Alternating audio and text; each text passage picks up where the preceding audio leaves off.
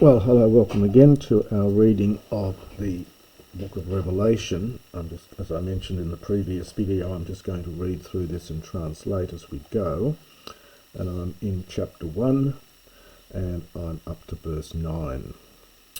Ego Ioannes hadelphos humon kai sun koinonos en te thlipse kai basileia kai hupomone en Jesu egenomen enteneso te kalumene patmo diaton logon to theou kai maturian Jesu. So I, John, and as I mentioned before, we're not told exactly who this John is. The language would be such that it would be very hard to believe that it was written by John, the writer of the Gospel. The language is just completely different in style. So I, John, Adelphos, your brother, and son koinonos. Now this is one of these New Testament words. I think it only appears first in the New Testament. It's used by Paul a couple of times, and then it appears here. I think it's only used about 4 times in the New Testament. Simply means a joint partner. From koinos, we get koinos meaning common or joint, and then the sung. So a joint partner, someone who shares with. So I, your brother and your joint partner, en te thlipse, in the tribulation, and in the kingdom, and the hupomone, the steadfastness, which is in Jesu, in Jesus, literally. Egenomen, I was. Interesting use of ginomai here. He uses this probably in place of just the verb to be, but he says, I was on the island, the one which is called. This is a passive participial. Nesos is a second declension feminine noun, and hence the feminine article here and the feminine participle. The one being called Patmos. Diaton logon to theou, on account of the word of God, and te maturian Jesu, and the witness, perhaps the bearing witness, and then we get one of these, this must be a genitive, it could be a dative, and the witness to Jesus, or the witness about Jesus, probably a defining genitive here, the witness whose object is Jesus, so it's an objective genitive. The genitives in the New Testament are somewhat tricky. You get subjective genitives and you get objective genitives. I think this is an objective genitive here. The dative has the same form, but probably a genitive here. Egenomen en pneumati en te kuriake hemera kai ekus opiso mu phonein megalein hos salpingos. Leguses, ho blepes grapson in biblion kai pempson tais hepta ecclesiais es Epheson kai es Smyrnan kai es Pergamon kai es Thyatira kai es Sardes kai es Philadelphian kai es Laodicean. So I was in spirit, literally. No article, but this is an expression that's used elsewhere in the New Testament, so I was in the spirit. Not quite sure exactly what that means, perhaps praying. En te kuriake hemera. So literally on the Lord's day. And in fact in modern Greek, Kyriaki is the word for Sunday in modern Greek, and hence this is just the Lord's day. Kai erkusa, and I heard opiso mu, behind me, a phonein megalein, a great voice. Hos, now we're getting hos plus a genitive here. This is from salpinx, a word for trumpet. This is the genitive. It's a third declension feminine noun. Hence we're going to get a feminine participle here. So as of a trumpet, legusa, speaking or saying. it's a slightly odd metaphor here because trumpets generally don't speak, they just make a loud noise, but that's what the Greek has here. So, I heard a great voice as of a trumpet speaking, genitive participle here from Lego, agreeing with the feminine salpinx. Hop blepes, now as usual, Greek doesn't uses a relative without any antecedent, so we've got to supply tuto. So that which blepes you see, grapson, aorist imperative from grapho. So write es biblion, write in a little book. It's a diminutive, but perhaps we just say write in a book.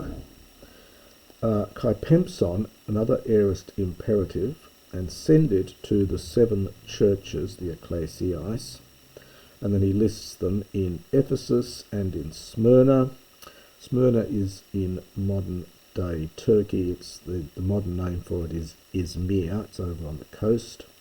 And Pergamum and Thyatira and Sardis and Philadelphia and Laodicea. Now just a quick look at a map here I got off the web just to locate these places. There's Smyrna here, modern day Izmir on the coast, Ephesus slightly inland, and then these inland places that are listed here. So these are the 7 churches, all lying in what would be modern day Turkey.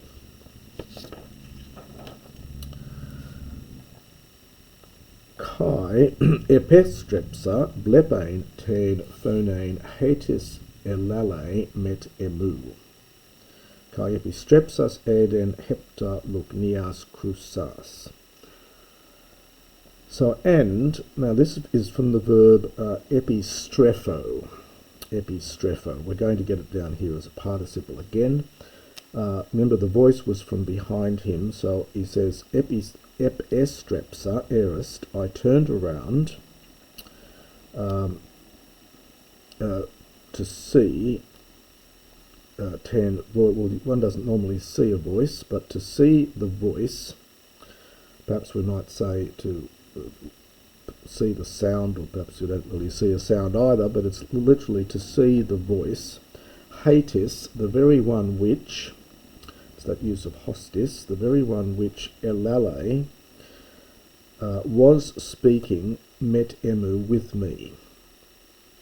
Kai epistrepsas, and here we get the aorist participle from epistrepho. So when I had turned around, Adon I saw, this is the aorist from horao. We've seen the future opsimi earlier, and this is the aorist from horao. Having turned around, I saw 7 golden luknia. These are lampstands, a fairly common word in Greek.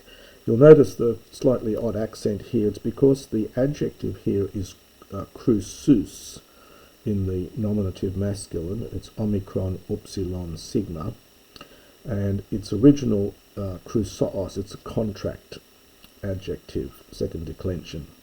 And so we're getting here a contract with the accusative plural ending as with an original op, which is contracted here. Hence with a slightly strange accent for the accusative plural. So having turned around, I saw 7 golden lampstands. Look near. Kai en mesotone luknion homoion huion anthropou en de domenon podere kai peri edzosmenon pros tois madzois zoain crusan. So, and in the middle, in the midst of, this is a good Septuagintal expression, in the midst of the lampstands. Now, probably I saw perhaps, or there was. Homoios normally takes a dative, and it does in fact, I think a little bit later on, also does take a dative. We'll come across that in a minute, but here it's oddly enough taking an accusative. the grammar in Revelation isn't always consistent, even with itself, and it's not always particularly good Greek grammar. So it's I saw in the midst of the lampstands one like to, perhaps one resembling a son of man, and there's that Old Testament expression. I'll leave you to consult the commentaries on this. Much has been written about the Son of Man metaphor. So like to a son of man, en dedoumenon, this is from en duo, this is the perfect passive participle from en duo, meaning clothed. So en duo is I put clothes on. In the passive, it's passive participle, it's just perfect passive participle, it's just clothed. Clothed in a podere. Now, poderes is a third declension adjective normally, and the roots of it are pod and the ar, the pod from pous podos, a foot, and the ar root here is from ararisco, to fit. So the verb was was originally an adjective meaning fitted to the foot, i.e. reaching the foot. Here it appears to be being used as a noun, so this is an accusative of this adjective here being used as a noun, simply meaning a long robe. So in the midst of the lampstands was someone like or resembling, perhaps here might be better translation rather than like to, which normally takes a dative. So resembling a son of man, clothed in a long robe, kai perietsosmenon. This is from perizonumi is the verb, and then perizonumi, girded, that is having something around the middle. We get our word zone connected from this root as well, of course. So literally girded might be best to translate here. Now, this is prostois mastois. Normally one is girded with a belt, which is what we have here, a golden belt. Again, we get a contraction here, it's accusative feminine. So it's literally girded with a golden belt beside the breasts, literally, which doesn't quite make sense. You normally have a belt around your middle. So some commentators have thought that what was meant here was, in fact, tsone is being used in a more general sense of a sash, and the breasts really meaning around the chest. So some translators translate this, and he was wearing or had around himself or had around his chest a golden sash. Again, I'll leave the commentators to discuss all this, but that's what the Greek says literally. He de kephale autu kai hai trikes, lukai hos erion, lukon, hos kion kai hoi ophthalmoi, autu hos flox puros. And his head and his trikes, now this is from thrix, is the noun here. Might just briefly mention what's happening here. The noun is thrix, and it's feminine, and the accusative is trikos. And then so it continues on. You get trikar for the accusative, and then you get trikos and triki, and so on until you get to the dative plural when the theta comes back in. It's an example of what's known in grammar as Grassmann's law, where the root is trich. When you form the original thric with a theta here, but Greek does not like having two aspirates so close together, so the first aspirate deaspirates. Now when you form the present tense, the ending is a sigma, and the sigma collides with the chi to form a psi, and you've lost the aspirate, and so the theta comes back in again. Then when you go into the accusative, you get trika, trikos, triki, trikes, trikas, trikone, and then in the dative plural, you get thrixi. And that's because in dative plural, when you add the s on the end, then the aspirate's gone and the theta reappears.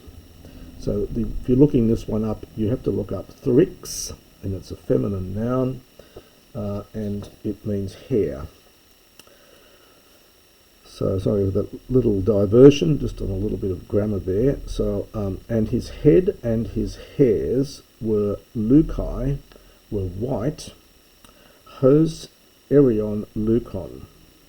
Now erion is the word for wool, so it's like white wool, and then hos kion, like snow.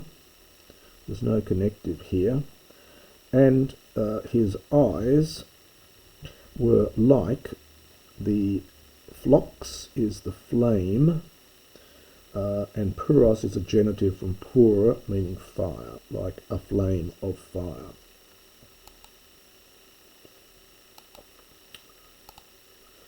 Kai hoi podes autu homoio calcolibano hos en camino peperomenes kai hedzone autu hos phone hudaton polon.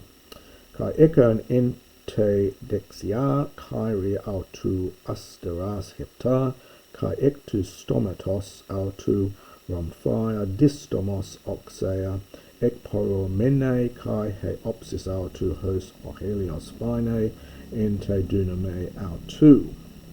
Fairly long sentence here. So, and his feet. Now here we do get homoios again, and this time we do get it in with the dative, which is the usual practice. We saw it above here with the accusative, and perhaps to try and distinguish them, we might say here resembling and here like to try and perhaps capture the fact this is an accusative and this is a dative here. As I said, the writer is not always self-consistent in his grammar. Anyway, so his feet were like to. Now, this is a very rare word. It occurs twice in Revelation, but nowhere else. And the exact meaning of this and the substance referred to here is not known. The etymology doesn't help greatly here. The kalkos is to do with bronze, but libanos is in fact frankincense. So it doesn't really make any sense to have bronze frankincense. So we don't really know what this word means. It's generally rendered as bronze, just to take the first part of the root, but exactly what the writer had in mind here is unfortunately now no longer known. I'll just translate it as bronze. And there are other issues in this verse as well. So his feet were like to bronze, and as en camino. Now a caminos is a furnace, and the participle here is from puroo, which is to refine by fire, to cleanse by means of fire.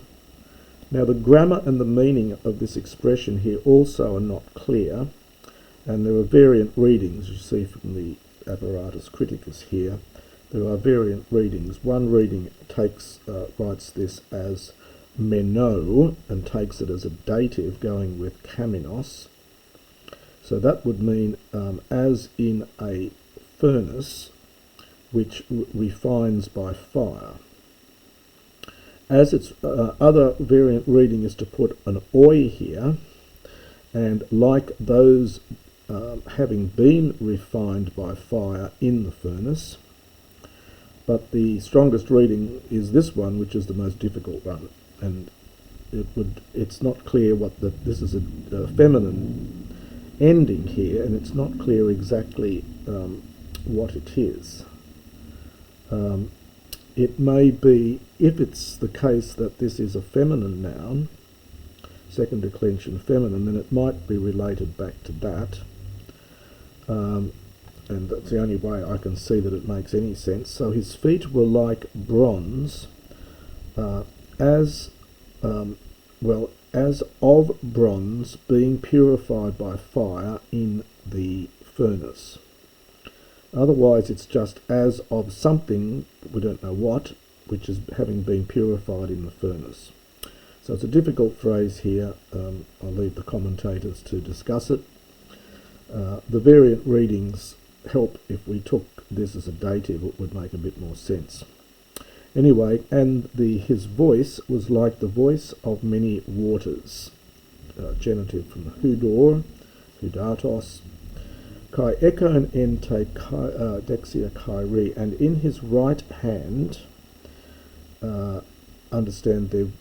having in his right hand 7 asteras, 7 stars, and from his mouth, this is from Stoma, and from his mouth a rhomphaia distomos oxea. Now, a rhomphaia is a word meaning a sword.